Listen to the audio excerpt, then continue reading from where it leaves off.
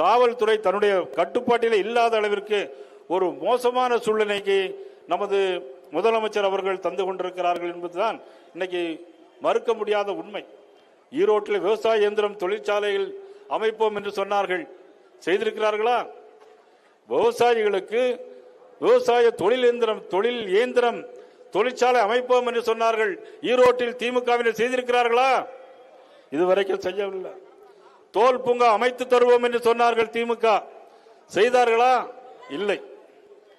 இப்படிதான் இன்னைக்கு எல்லாமே வனவிலங்கு சேதம், எல்லோருக்கும் காப்பீடு தருவோம் என்று சொன்னார்கள், செய்தார்களா? காப்பீடு இதுவரைக்கும் தரவில்லை. ஈரோட்டில் ஒரு பெரிய வர்த்தக மையம் ட்ரேட் சென்டர் அமைப்போம் என்று சொன்னார்கள், இதுவரைக்கும் செய்திருக்கிறார்களா? இல்லை. அதிமுக ஆட்சியில் 700 கோடி ரூபாய் எல்லா தொழிற்சாலையுடைய சுத்திகரிப்புகளையும் கடலிலே கொண்டு போடுவதற்கு 700 கோடி ரூபாய் திட்டம் தீட்டினார்கள். இவர்கள் தொடர்ந்து அதை செய்தார்களா? இல்லை. இந்த ரோட்டில்